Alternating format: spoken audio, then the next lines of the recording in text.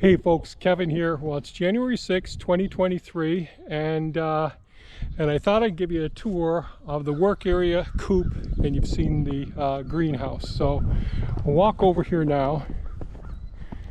I think I built this in about 2013, 2014, 2013 and 2014 it took me to build this building. It is, we'll walk out here first and look at the greenhouse since I really won't walk through the greenhouse today. So this is just shy of 70 feet long. It's divided into two partitions. I believe it's 34 foot wide, 32 or 34 foot wide. Underneath the floor here, so there's two sections of concrete and then there's one section of wood boards in the center there. And there's lots of videos on building the ultimate chicken coop that I've made, and you could see the process. But where the two halves are here of the whole building, there's below the concrete is 4 foot of washed stone below that, and then in the center are a whole bunch of the 275 gallon IBC totes for having water in it. There's two black lines, pipe lines coming up next to the building there to the work area, and those are for geothermal cooling during the summertime. And this is a Lord and Berm aluminum greenhouse. I think it was originally constructed in 1971. I took it down in 2012, brought it here, and then took me a year to clean all of the parts and all. And so this is the work area. We're about to enter the work area here. And I'll turn on some lights in here.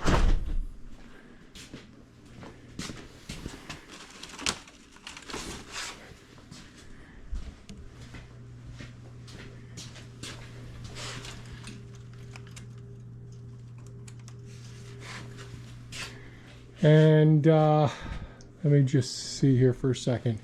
I guess the first thing I will say is below this part of the building, so the foundation is insulated concrete boards, so insulated concrete form footers. And so what that means is there's 2.5 inches of like polystyrene, like styrofoam, on each side of an 8-inch thick concrete that's reinforced with concrete on a footer down below, 4 foot down. And then on top of that, there's a barrier, and I'll be talking a little about bridges and barriers here in a second, a thermal and moisture barrier below a pressure-treated 2x6, and then 2x6 stud walls that go up here. Now this building, now it's below freezing outside right now, but this building very seldom gets to 32 degrees Fahrenheit, and there's no heat source in here. So, we've had it be 15, 16 degrees below zero outside on several different occasions, but it's often throughout the wintertime below freezing, 32 degrees Fahrenheit. So, like, you know, it's been in the 20s this whole week. It'll be in the 20s, and it's in the 40s in here now. The only heat source right now coming into here is the freezers. So we have a couple of 21 cubic foot freezers here, and I went over that with the garage the other day, and another 21 cubic freezer down here, and a refrigerator freezer here. We have and the thing I want to talk about, and I'll post an article in the next couple of days. I just posted an article about modern homesteading going multimedia or something like that. I can't remember what I called it. But it's about the rise of homesteaders, modern day homesteaders, having social media and YouTube videos as well. And so please go to mindfullivingsanctuary.com, and if there's good, what you think are informative, inspiring, how-to homesteaders that are doing projects that you think can work out really well, no matter what geographic location you're in. You could be in a desert environment or a cold temperate climate like we are. I think it'd be great so that we have a list, so there's a place for comments down below where we can list some of these YouTube channels that do a great job with homesteading as well. So now back to today's topic here. And I should have looked up the measurements of the building. So this section here is, I believe it's 42 or 44 foot long, going down to there, and 24 foot wide in here. And it's one open space, but there is a partition that goes down the center. Okay, and these are the racks that I use, and we use them for other purposes as well.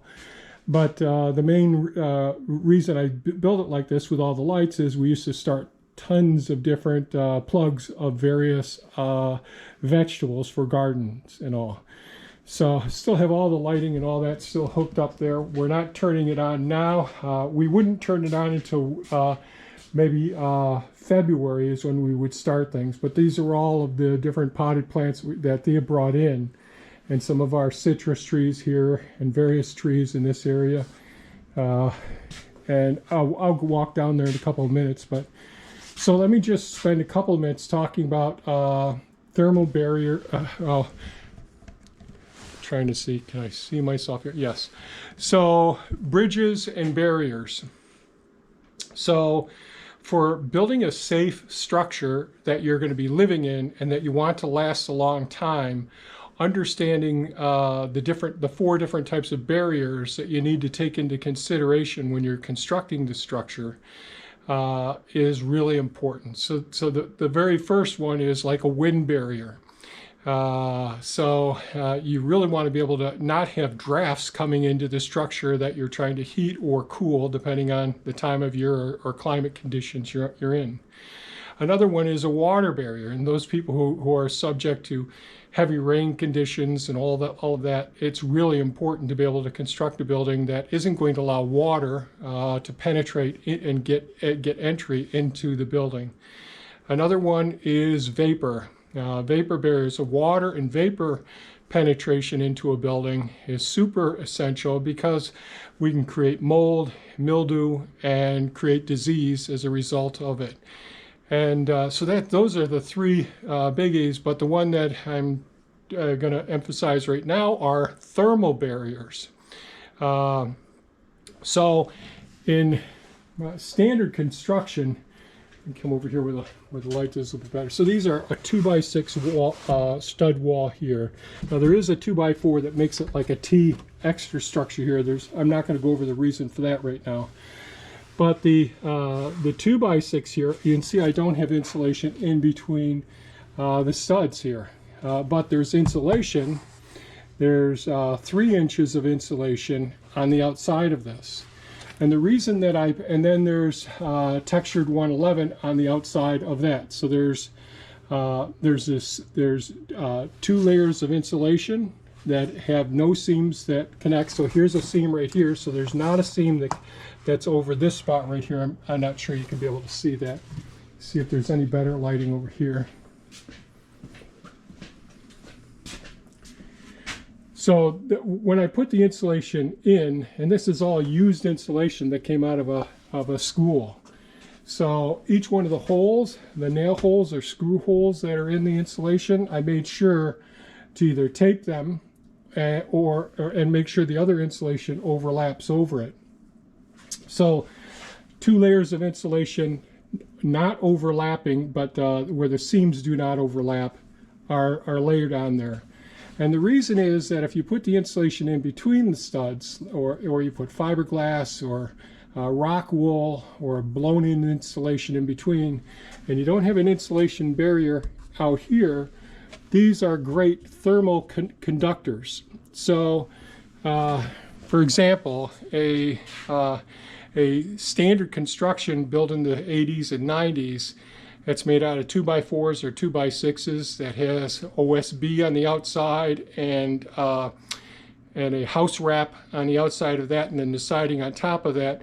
there's at least a 30% decrease in energy efficiency. In other words, 30% of your heat is conducted from your drywall or your paneling inside through this stud to the outside area. It's actually worse with metal studs.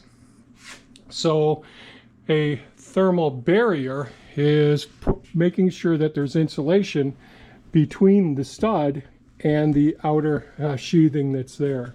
So, and I'll post an article on that.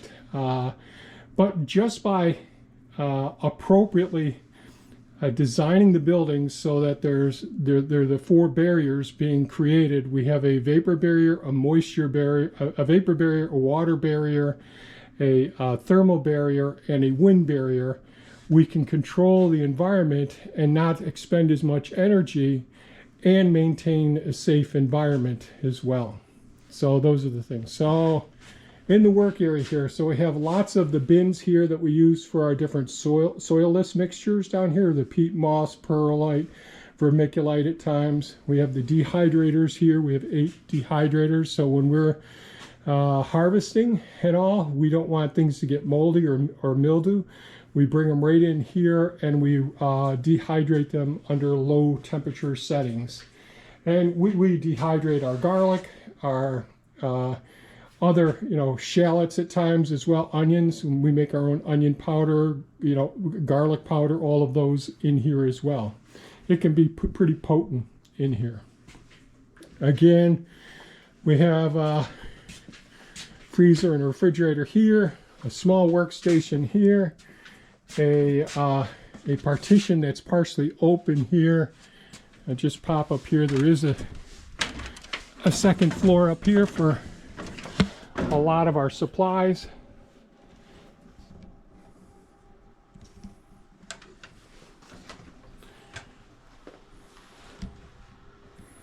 So it's not a lot of space, but you can walk around up in here. And again, the rafters are all insulated just like the rest of this building is down here.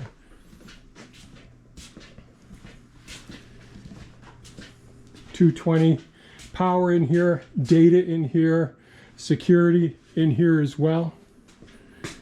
And we use little carts to move different materials in and out and around the buildings. Different hand carts, and I've gone over some of these hand carts in videos in the past. Some of our seed starting trays here. Small sink for doing our cleaning as well. A lot of the potted plants in here. We got honey locusts in here. More honey locusts all along in here. Yeah, I've got to see some of the labels here. I didn't bring my... Oh, some peach trees in here. And just a whole variety of different young trees and all in this area. Some of the fig trees here. Our washer and dryer that we just took out from the house a short time ago to put the new one in. This is the Coop area. We're in here just recently. Thea's basically taken over the Coop area and does a really good job of potting up plants and all. With having her retired and being able to do that now, it really works out extremely well. So that's fantastic. And one more thing I would say is when you buy potted plants and all that, find out if there's anybody in your area. Put an ad on Craigslist instead of sending these plastic pots to the dump and all. It's really helpful for small time places like ours to reuse those same pots and keep them from going into landfills. Really, really important. Really a good idea. And some of our kale, some of the fig trees.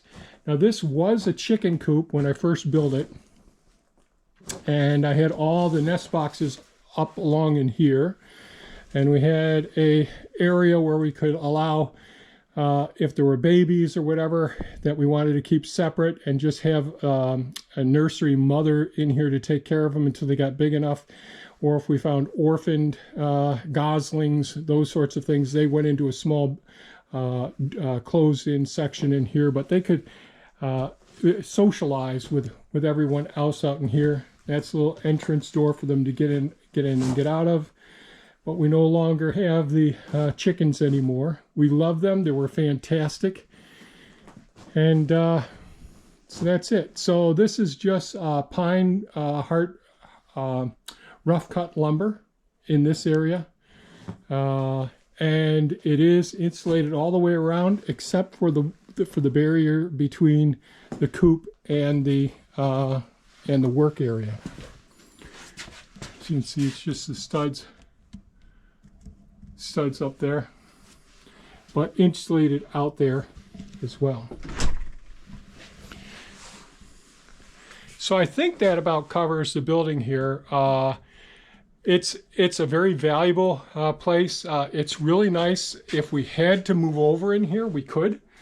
It would take very little energy to heat this up to a comfortable habitat for temporary if there was an issue. And it works out great for overwintering our plants right now. We have a lot of our shipping boxes and supplies in here as well, and other materials, but we try to keep all of the nursery and garden sort of supplies in here, or at least some of them. The rest we have over there, but a lot of the small pruners and hand tools we keep in a small toolbox right up here in front. So we keep things nice and handy, well organized. That's a Harbor Freight U.S. General toolboxes. These are great. And this would be an absolute mess if it wasn't for Thea, because I'm not nearly as neat and clean as she is as well. So that's it. That's our tour of this building. So thinking about bridges and barriers in construction when you're building things, really good idea to think about it. You don't have to go all out and do some of the things we do down here with the insulated concrete form foundations. You don't have to do the big thermal mass unit, but this is what we did with our house. We didn't have insulated concrete forms back then, but these are the techniques I would use if I were to build again. So if you have any comments or questions, please leave them below. And I think that wraps this one up. So thanks for watching. Stay safe and take good care of yourselves and your family. Bye-bye now.